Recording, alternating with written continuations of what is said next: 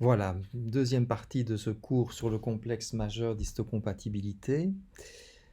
Euh, les molécules du HLA ont donc un grand polymorphisme, ce qui veut dire que on va trouver dans la population humaine un grand nombre de variants de ces molécules de classe 1 et de classe 2 chez des individus qui sont bien portants, donc on ne parle pas de mutation, on parle simplement de molécules différentes de polymorphisme.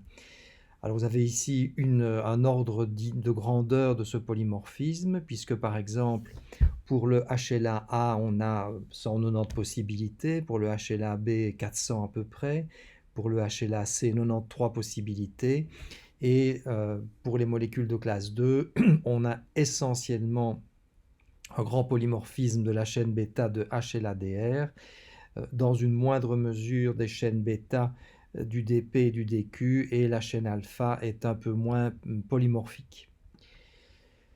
Donc, il s'agit bien de variants alléliques. Évidemment, chaque année, on en découvre de nouveaux. Donc, ces nombres sont donnés à titre purement indicatif. On considère que ces molécules sont parmi les plus polymorphiques de tout le génome, sinon les plus polymorphiques de tout le génome. Concept important est celui d'haplotype. Les loci du complexe majeur, c'est-à-dire le classe 1, les classes 2 et au centre de celle-ci les classes 3, sont extrêmement proches, avec un taux de recombinaison qui est très faible, si bien que de génération en génération, ces allèles du CMH sont transmis en bloc.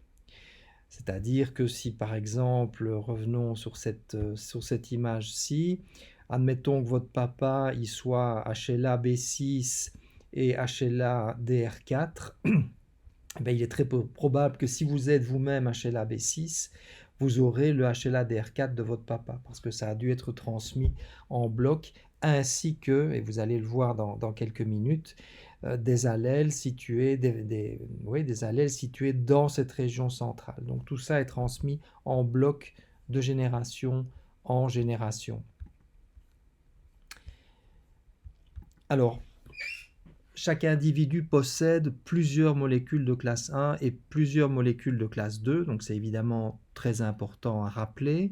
Je vous rappelle qu'il y a trois molécules HLA, HLA-A, il y a trois molécules HLA de classe 1, HLA-A, HLA-B, HLA-C, et forcément, vu qu'il y a l'allèle paternel et l'allèle maternel, eh bien, vous aurez au minimum trois molécules différentes si vous êtes homozygote pour les trois molécules de classe 1 et au maximum 6. Si on considère les classes 2, ça pourra aller jusqu'à 12, tout simplement parce qu'il s'agit de dimères et que vous pouvez composer avec des chaînes alpha. Admettons pour HLA-DR, vous pouvez avoir 4 types de molécules puisque vous pouvez composer à partir d'une chaîne alpha d'origine paternelle et d'une chaîne bêta d'origine paternelle, alpha paternelle, bêta maternelle et ainsi de suite. Donc tout ça vous fait 12 molécules différentes pour les classes 2 et 6 molécules pour les classes 1. Alors, comme j'y ai fait allusion, il y a également un certain polymorphisme au niveau des produits de classe 3, qui certes est moindre que celui des produits de classe 1 et 2, mais qui est bien présent. Et donc, on considère que nous n'avons pas tous le même TNF-alpha, tous les mêmes transporteurs de peptides, tous les mêmes facteurs du complément, etc. Il y a là aussi un certain polymorphisme, notamment pour ce qui est du TNF-alpha, et ça joue un rôle dans certaines maladies. Alors, quelle est la base du polymorphisme de ces molécules de classe 1 et de classe 2 et dans une certaine mesure de classe 3? Eh bien, bon, pour être un petit peu finaliste, on pourrait dire que ça augmente en quelque sorte la diversité des réponses immunitaires, non pas au niveau d'un individu donné, mais au niveau d'une population donnée, en augmentant ainsi la probabilité que quel que soit l'agresseur, si je puis dire en termes infectieux, certains individus arrivent toujours à s'en sortir et à assurer la continuité de l'espèce. Dans le cas du Covid, c'est pas très clair, il n'y a pas vraiment de HL1 qui ressort. Par contre, pour le HIV, c'est très très clair. Certaines molécules de HLA de classe 1 sont associés à un pronostic considérablement meilleur que d'autres molécules, notamment c'est le cas de certains variants, enfin certains allèles HLA-B, qui confèrent un pronostic considérablement meilleur que d'autres. Alors, comment va-t-on classer ces molécules de HLA? C'est très important évidemment parce que, comme vous l'avez compris, elles jouent un rôle dans le rejet des greffes et donc il faut savoir exactement, quand on veut préparer une greffe d'organes, ce que sont les molécules HLA du receveur pour trouver les donneurs les plus adéquats. Ça vous rappelle la carte du complexe HLA humain. Bon, ici, il y a une petite différence par rapport à la vision très simplifiée que je vous avais montrée, où on a certains gènes qui codent pour des produits de classe 3 qui sont malgré tout insérés ici entre le DP et le DQ, mais peu importe. Alors, la première chose à signaler, j'y ai fait brièvement allusion tout à l'heure, c'est une petite complexité. Quand on fait un typage moléculaire pour, quand on fait un typage pour la molécule, la chaîne bêta de HLA-DR, on dira toujours le patient, il est DRB1 quelque chose.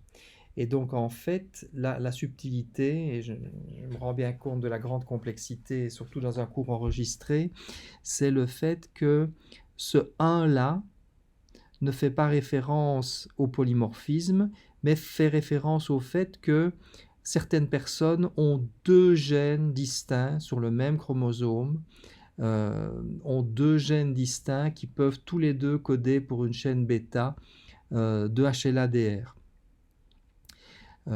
Et donc, évidemment, c'est important en transplantation d'organes parce que ces personnes-là ont plus que 12 molécules de CMH de classe 2, étant donné qu'il y a un autre gène codant pour la chaîne bêta qui peut intervenir. Donc, le gène que tout le monde a, par défaut, je dirais, on l'appelle DRB1. Mais certains individus ont en plus du DRB1 un DRB3 ou un DRB4 ou un DRB5. Et quand on veut faire un typage HLA de haute résolution, ça vaudra la peine de s'enquérir de l'existence de ce gène additionnel pouvant coder pour une chaîne bêta de HLA-DR additionnelle. Bref, je n'en parlerai plus, mais c'est juste pour expliquer que vous avez ce DRB1 qui apparaît quand on évalue le polymorphisme de la chaîne bêta de HLA-DR. Voilà ce que... donc HLA-DR est extrêmement important, hein, donc ça il faut le comprendre, parce que c'est une molécule de classe 2, et beaucoup de rejets d'organes vont être en quelque sorte dus à une incompatibilité de cette molécule HLA-DR, et donc il est bien important de bien la typer chez un receveur pour, encore une fois, trouver le meilleur donneur. Donc je répète pour que ce soit clair, HLA-DR, sur un chromosome donné, il y a un locus pour la chaîne alpha, mais certains individus, on va l'ajouter ici, chez certains individus,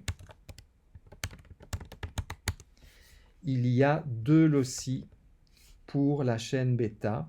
Alors tout le monde a un locus, évidemment, qu'on appelle B1 ou DRB1, mais certains individus ont un autre locus, DRB3, DRB4, DRB5. Et encore une fois, ce numéro-ci n'a rien à voir avec le numéro de série allélique dont on va parler dans quelques minutes. Alors comment va-t-on analyser les marqueurs, les molécules HLA présentes chez un individu donné? La technique classique, c'est avec des anticorps. Des anticorps dirigés contre les allo-antigènes du CMH, donc des anticorps humains qui ont été dérivés par des individus qui ont été exposés à des molécules de CMH qui n'étaient pas les leurs.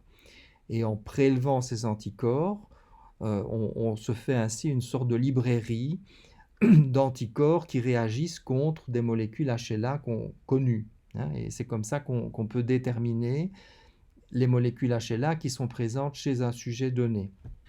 Alors vous me direz, où trouve-t-on, comment peut-on développer ce type d'anticorps? Ben, on les prélève chez, par exemple, des personnes qui ont été transfusées, des personnes qui ont été greffées, des femmes qui ont eu des grossesses. Eh bien, toutes ces personnes-là vont être exposées à des molécules HLA qui ne sont pas les leurs et développer des anticorps dirigés contre ces molécules. Alors, ça donne une bonne vision des molécules HLA qui sont présentes chez les sujets, mais néanmoins, de petites variations dans le cadre du polymorphisme, de petites variations de ces molécules ne sont pas perçues par les anticorps.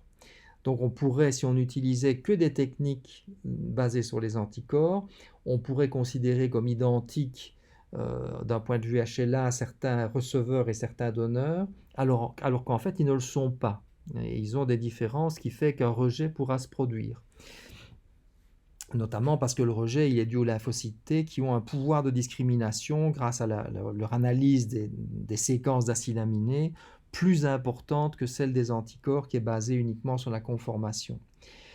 Donc il est nécessaire d'ajouter, je dirais, à cette analyse sérologique une analyse en biologie moléculaire.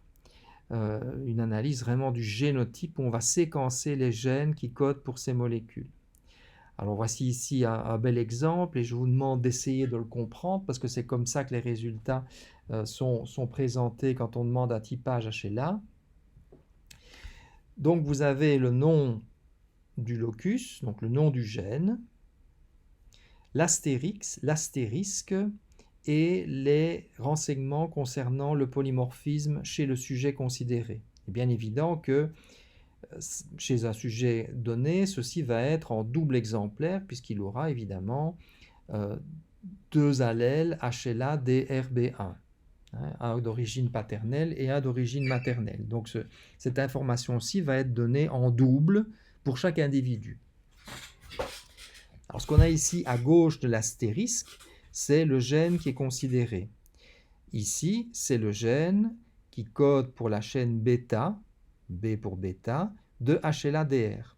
Et ce 1-ci, ça veut simplement dire le gène qui est présent chez tout le monde, de base. Mais je vous rappelle, on l'a vu il y a quelques minutes, que certains individus ont un autre gène qui peut coder pour la chaîne bêta de HLA-DRB, et donc ça fera l'objet éventuellement d'une autre information. Mais enfin, c'est ceci le plus important.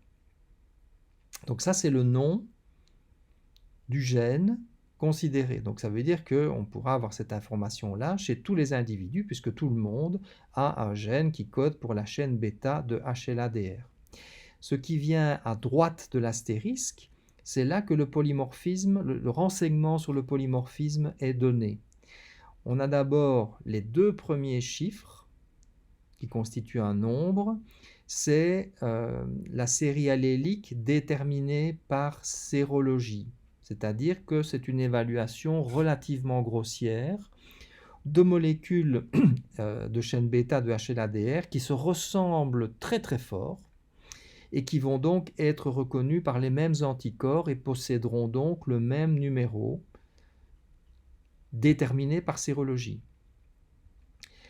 Mais comme je vous l'ai dit, ce n'est pas suffisant. Quand on fait notamment de la transplantation, on essaie d'aller plus loin dans la détermination.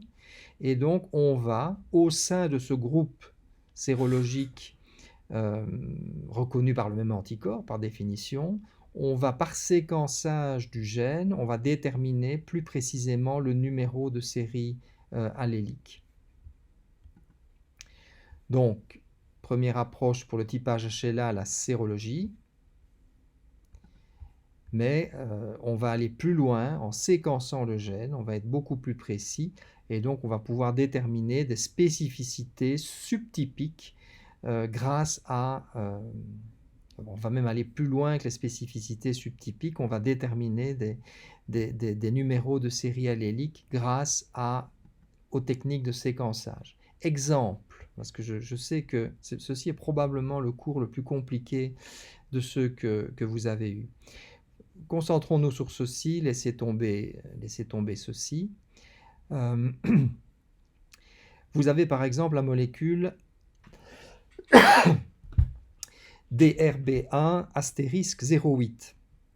Donc ça veut dire que c'est une chaîne bêta de HLA-DR qui appartient au groupe sérologique 0,8, c'est-à-dire que toutes les molécules qui appartiennent à ce groupe sont identifiées par les mêmes anticorps. Mais si vous séquencez tous les individus qui ont cette chaîne DRB1 astérisque 0,8, vous allez trouver 24 possibilités. Et donc, ces 24 possibilités vont déterminer un numéro de série allélique. C'est ce que vous aviez sur cette image-ci, donc les deux derniers chiffres ici.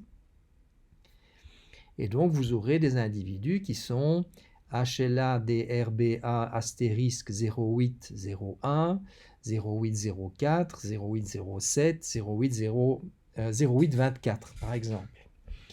Il est évident que l'incompatibilité sera évidemment moindre si on a le même groupe sérologique, mais néanmoins, il y aura un risque de rejet si on n'a pas une parfaite compatibilité, y compris par une analyse en biologie moléculaire.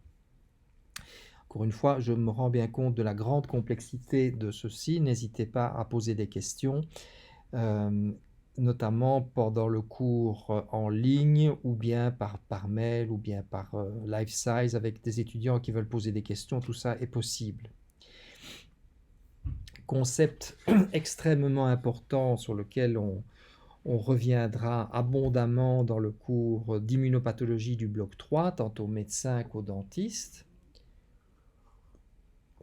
L'association de marqueurs HLA, enfin de molécules HLA de classe 1 ou de classe 2, ou les deux, avec des maladies touchant le système impliquant le système immunitaire.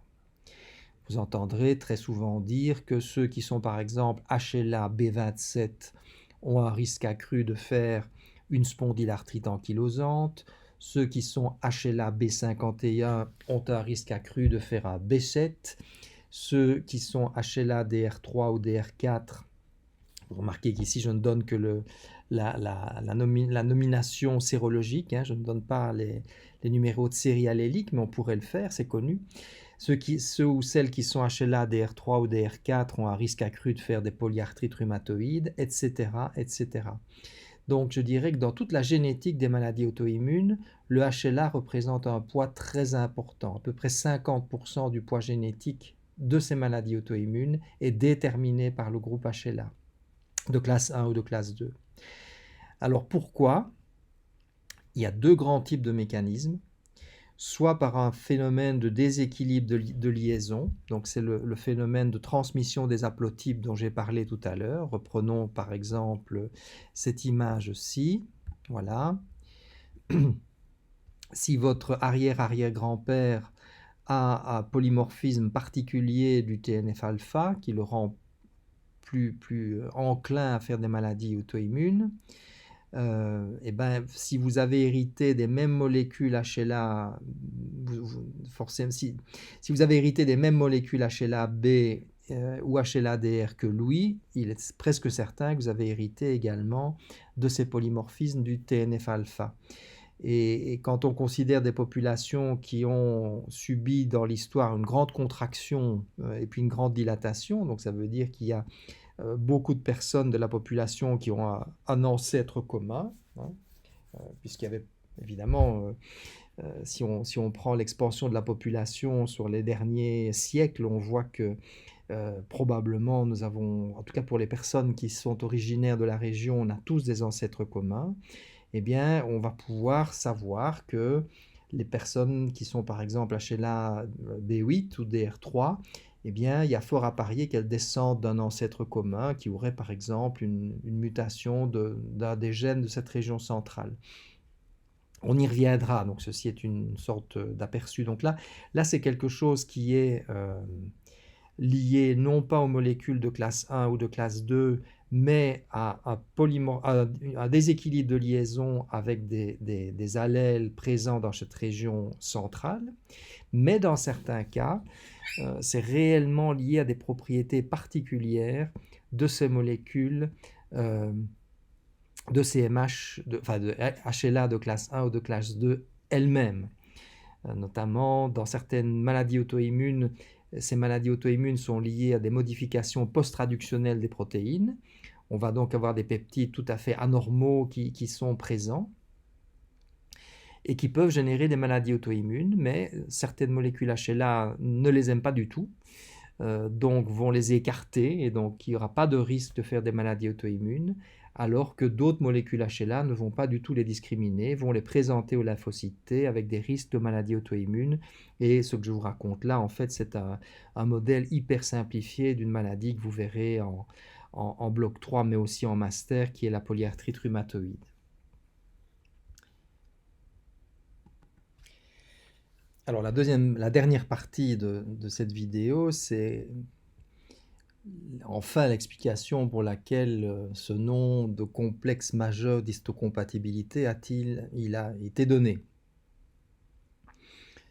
En fait, comme je l'avais dit plus haut, c'est le fait que c'est collectivement les molécules HLA de classe 1 et de classe 2 qui, quand elles ne sont pas les mêmes du receveur et chez le receveur et chez le donneur, expliquent la plus grande partie des rejets. Donc il peut y avoir d'autres molécules qui ne sont pas les mêmes chez deux individus. On a vu les immunoglobulines qui ont des déterminants allotypiques, mais il y en a plein d'autres. Mais le poids de ces antigènes dans le rejet est collectivement très faible. Donc ce sont les molécules du HLA qui vont à elles seules déterminer s'il y aura tolérance ou rejet d'une greffe en général. D'où ce nom de complexe majeur d'histocompatibilité. Alors, vous l'avez compris, à partir du moment où il y a tout ce polymorphisme, ça veut dire que les protéines du HLA A, la chaîne alpha, ou bien les chaînes alpha et bêta du HLA de classe 2 ne sont pas les mêmes d'un individu à l'autre, et donc elles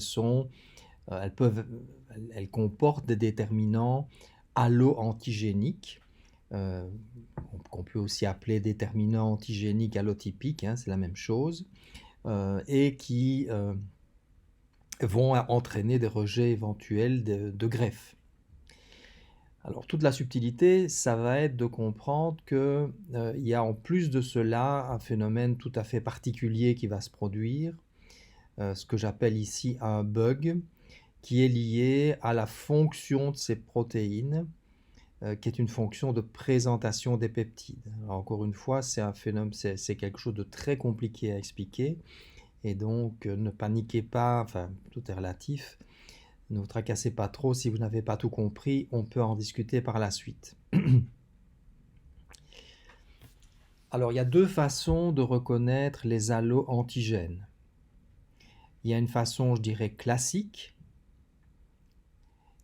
qu'on appelle allo-reconnaissance indirecte, et une façon beaucoup plus inhabituelle, qui est le bug dont je parlais il y a une minute, et qu'on va appeler allo-reconnaissance directe. Alors tout d'abord, voilà une image classique qui a permis de comprendre un des mécanismes principaux de rejet des greffes, sans en expliquer les détails évidemment. Ce sont les expériences de Snell qui prouvaient la responsabilité des lymphocytes T dans le rejet des greffes. Alors, dans certains cas, les anticorps peuvent être responsables de rejet, mais ce sont des phénomènes très particuliers que vous verrez notamment dans votre cours de néphrologie ou de chirurgie de transplantation. Les rejets les plus fréquents sont des rejets qui sont liés aux lymphocytes T. Et voilà ce qui a permis à M. Snell de le comprendre. On prend une lignée de souris appelée lignée B, on greffe à cette souris un morceau de peau d'une souris de lignée A. En 14 jours, on voit ce morceau de peau qui se nécrose, c'est un rejet. Si on réalise chez la même souris une deuxième greffe de peau à partir à nouveau de la lignée A, on voit cette fois-ci que le rejet se produit de façon accélérée, en 6 jours et non en 14 jours, ce qui est la preuve que une mémoire s'est mise en place et qu'on a donc affaire à de l'immunité adaptative, soit lymphocytes T, soit anticorps. Et M. Snell prouve la responsabilité des anticorps en prenant cette première souris, celle qui a eu une seule greffe de peau, en prélevant ses lymphocytes T, en les injectant à une deuxième souris, qui, elle, n'a jamais eu de greffe de peau, elle est naïve, et ce transfert suffit à provoquer un rejet accéléré, ce qui est bien la preuve que ce sont les lymphocytes T qui ont transmis la mémoire et sont responsables du rejet. Alors, je reviens sur mon histoire dont j'ai parlé tout à l'heure, donc alloreconnaissance directe et indirecte. La directe étant la classique et la directe étant le fameux bug lié à la présentation des peptides.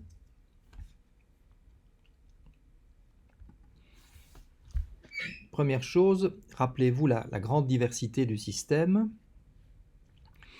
et le fait que si on considère par exemple chez un individu naïf qui n'a jamais été en contact avec un antigène donné, un antigène que je qualifie d'ordinaire, qui pourrait être, je sais pas, un antigène viral, bactérien ou de toute autre protéine que nous ne connaissons pas, pour laquelle une tolérance n'a pas été établie, eh bien cette fréquence de lymphocytes T spécifique est une fréquence très faible. J'ai mis ici en dessous d'1 sur 100 000, on est probablement aux alentours de 1 sur 1 million. Ça reflète bien toute la diversité du système. Il en va de même si on considère la fréquence des lymphocytes T dirigée contre un allo-antigène non CMH, non HLA.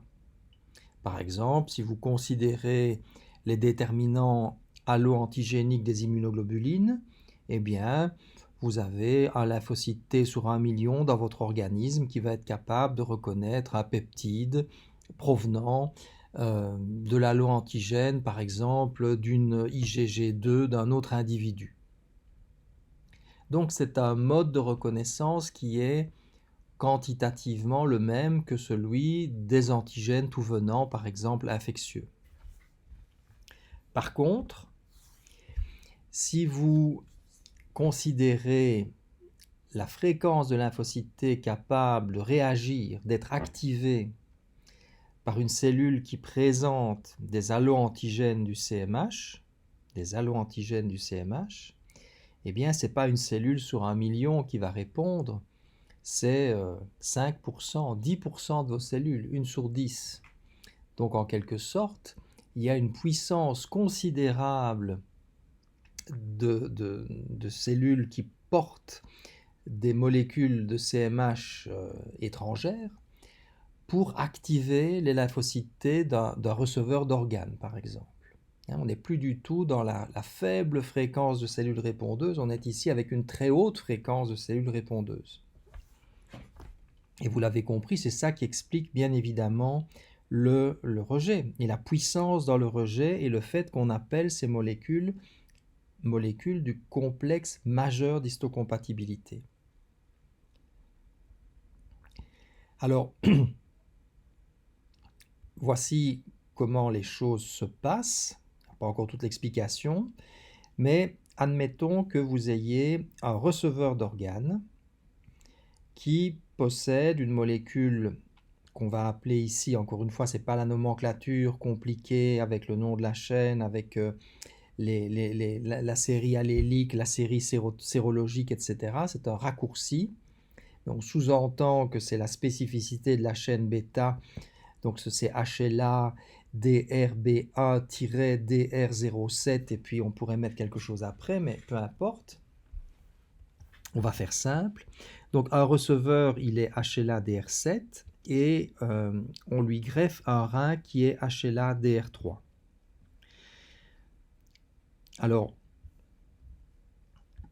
voilà, ça c'est le donneur, n'est-ce pas? Donc dans le greffon, il y a bien évidemment des cellules dendritiques ou des macrophages qui appartiennent donc au donneur, qui était dans l'organe au moment où il a été prélevé. et ces cellules expriment à leur surface des molécules CMH de classe 2, en l'occurrence ici HLA-DR, avec sa chaîne alpha, sa chaîne bêta, et toute une variété de peptides. C'est ce que cette cellule dendritique avait trouvé du vivant si c'est un donneur cadavérique, mais avant la transplantation en tout cas. Et donc tout ça va être introduit en quelque sorte dans le corps du receveur de l'organe. Okay, alors ces cellules dendritiques, bon, c'est la même que celle que je viens de montrer, mais en plus petit. Ces cellules dendritiques vont finir par s'altérer, elles ne sont pas dans leur environnement, et puis elles ont leur durée de vie intrinsèque, et vont être phagocytées par des cellules phagocytaires du receveur. Et les systèmes d'apprêtement vont digérer toutes les protéines présentes dans cette cellule dendritique, y compris les molécules HLA-DR. Des peptides provenant de ces molécules HLA-DR vont donc être présentés sur les molécules HLA-DR aussi du receveur. Donc ça, c'est un peptide provenant de la molécule HLA-DR3 qui va être présenté sur une molécule du receveur, en l'occurrence HLA-DR7. Et comme c'est une molécule qui n'est pas celle du receveur, il y a ce polymorphisme dont j'ai parlé, eh bien le receveur aura des lymphocytes T capables de reconnaître ce peptide comme un peptide étranger et de provoquer une réponse immunitaire. Ça, c'est quelque chose, je dirais, de tout à fait orthodoxe, classique par rapport à ce que vous connaissez déjà de la reconnaissance des antigènes en général. C'est ce qu'on appelle alloreconnaissance indirecte. Pourquoi indirecte? Parce que les protéines, en l'occurrence les molécules HLA-DR du donneur, ont d'abord dû être phagocytées, digérées, présentées par les molécules HLA du receveur, et puis être montrées au système immunitaire. Donc c'est un phénomène indirect, alloreconnaissance indirecte. À côté de ça, il y a un autre phénomène qui va malheureusement se passer. C'est un phénomène dans lequel, ça c'est la cellule dendritique du donneur, qui est dans l'organe qu'on a greffé, qui est allé migrer dans les ganglions lymphatiques du receveur, et qui, alors qu'elle est toujours vivante, entre en interaction, en dialogue, avec les lymphocytes T du receveur. On a donc une sorte de dialogue un peu contre nature, où les lymphocytes T d'un individu vont directement recevoir des signaux d'une cellule présentatrice d'antigènes d'un autre individu. Ça, c'est l'alloreconnaissance directe. Et c'est dans cette situation-là que le fameux, entre guillemets, bug se produit, puisque considère que à 10%, voire même plus, des lymphocytes T du receveur vont être activés par cette cellule dendritique et vont donc donner un rejet rapide et puissant, complexe majeur d'histocompatibilité. Alors, si vous avez retenu et compris ça, c'est déjà très très bien. Maintenant, comment expliquer ce phénomène? Alors là, c'est encore plus compliqué, on va essayer. Alors, il y a deux façons de voir les choses. On peut dire que... Voilà, je ne sais pas, on avait été interrompu. Donc, j'expliquais qu'il y a deux mécanismes proposés pour rendre compte de cette extrêmement importante réactivité dans l'alloreconnaissance directe. Le premier mécanisme implique les allo-antigènes eux-mêmes, c'est-à-dire les molécules du CMH. Et c'est de postuler que, et c'est là que c'est très subtil, même si l'affinité du lymphocyte T pour l'allo-antigène est faible, à partir du moment où une même cellule dendritique est recouverte de cette molécule allo-antigénique, la quantité de stimulation qui va être donnée au lymphocyte T est extrêmement importante, hein, parce que ici on représente une seule molécule de TCR, mais en fait, il faut bien concevoir évidemment qu'un lymphocyte T, il est couvert de TCR, des milliers de TCR absolument identiques. Si chacun de ces TCR interagit avec la molécule de CMH elle-même en la reconnaissant en quelque sorte comme si c'était un peptide étranger présenté par une molécule de CMH du soi, même si individuellement il s'agit d'une interaction de faible affinité, multipliée par les 1000 TCR qui sont à la surface d'un lymphocyte T, ceci est suffisant pour donner une activation. C'est ce qui est représenté dans ce modèle-ci, High Determinant Density Hypothesis, où ce qui est reconnu par le TCR, c'est en fait la molécule du CMH elle-même, avec une interaction de faible affinité, mais étant donné que la cellule dendritique est recouverte de molécules CMH de classe 2, la multiplicité de ces interactions fait que l'activation va se produire. Je répète, dans ce modèle-ci, le peptide n'intervient pas. Ce qui est reconnu, c'est uniquement la molécule de CMH étrangère qui interagit faiblement avec les TCR, mais étant donné que la cellule dendritique ou le macrophage est recouverte de ces molécules de CMH, ces interactions de faible affinité multipliées par un grand nombre, peut-être par 1000, vont faire que le lymphocyte T est capable d'être activé. La deuxième hypothèse est, à mon sens, plus facile à comprendre, bien qu'étant quand même un peu difficile. C'est une hypothèse qui fait intervenir le peptide et non pas la molécule du CMH elle-même. C'est le fait de dire que si nous sommes tolérants à nos propres protéines, c'est parce que au niveau de notre thymus, les peptides provenant de ces protéines ont été présentés à nos lymphocytes T et les clones autoréactifs ont ainsi été éliminés. On verra ça plus en détail dans le cours sur le thymus la semaine prochaine. Mais c'est là que la subtilité apparaît. Cela ne peut fonctionner que pour des peptides présentés par nos propres molécules du complexe majeur d'histocompatibilité. Si brusquement vos lymphocytes T se trouvent confrontés à des peptides qui sont peut-être des peptides identiques à nos propres peptides, il s'agit même peut-être de peptides provenant de protéines que les cellules de nos propres protéines, que les cellules dendritiques du donneur ont phagocytées après la transplantation. Mais à partir du moment où les molécules du CMH ne sont pas les nôtres, le choix des peptides qui va être présenté à notre système immunitaire n'est pas le même que le choix de peptides qui a servi à l'induction de la tolérance au niveau du thymus.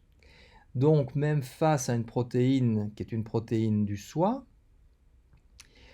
le jeu des peptides provenant de cette protéine n'étant pas le même, de multiples clones de lymphocytes T vont reconnaître ces peptides comme des peptides étrangers.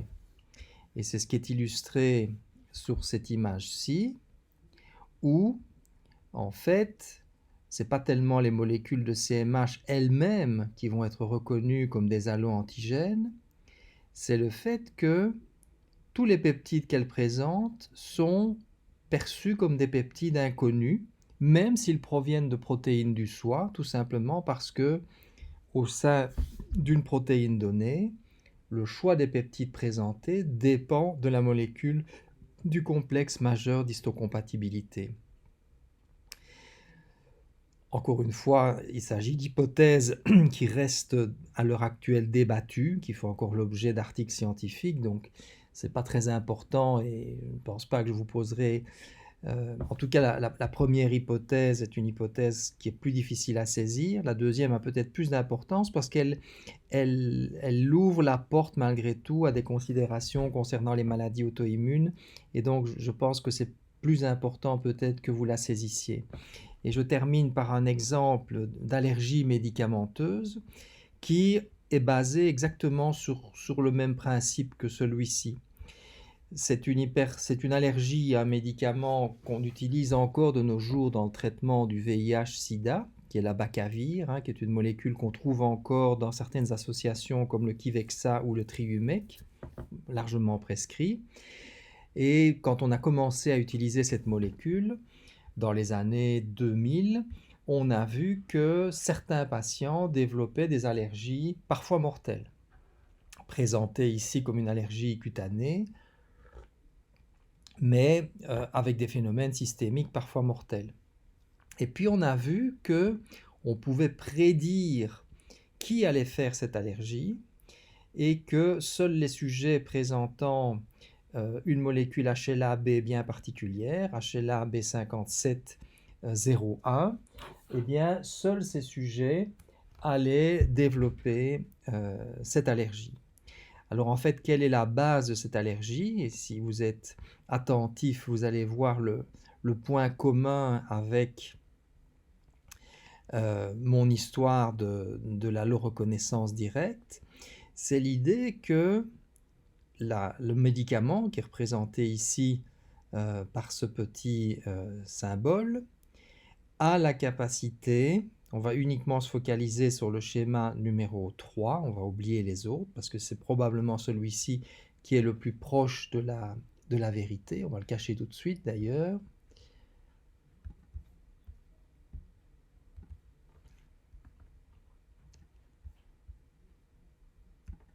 Voilà.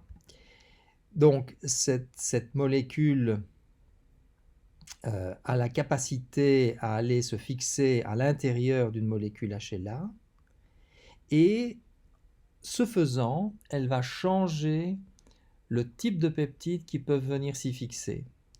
C'est-à-dire qu'au niveau de la tolérance dans le thymus, la molécule HLA du sujet avait présenté toute une série de peptides permettant d'assurer la tolérance.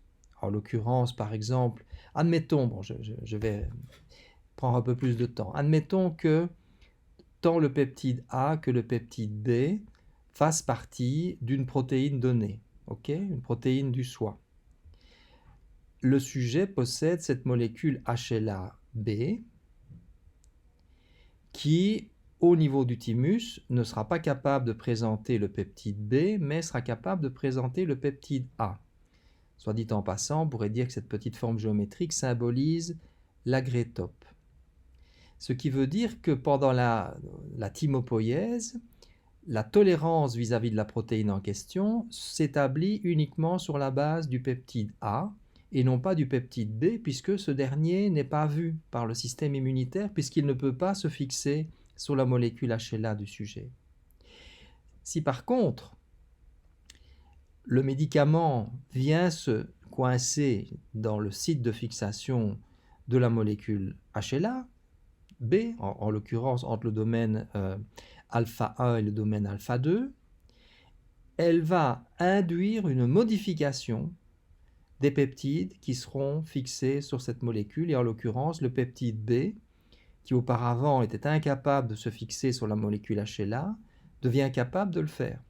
Ce qui veut dire que brusquement, le système immunitaire voit un peptide, les lymphocytes T, voit un peptide, le peptide B, qu'elle n'avait jamais vu auparavant et le considère comme étranger.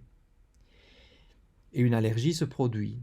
Et donc, je pense qu'on est assez proche de ce modèle d'alloreconnaissance directe dans lequel, même si les peptides proviennent d'une protéine qui nous appartient, à partir du moment où ce sont des molécules de CMH qui ne nous appartiennent pas, qui les présentent, le choix des peptides est un choix différent de celui qui a eu lieu dans notre thymus et qui avait présidé à la décision de savoir à quoi on est tolérant et à quoi on ne l'est pas. Voilà, leçon assez difficile, j'en conviens, et vos questions sont évidemment les bienvenues. À bientôt.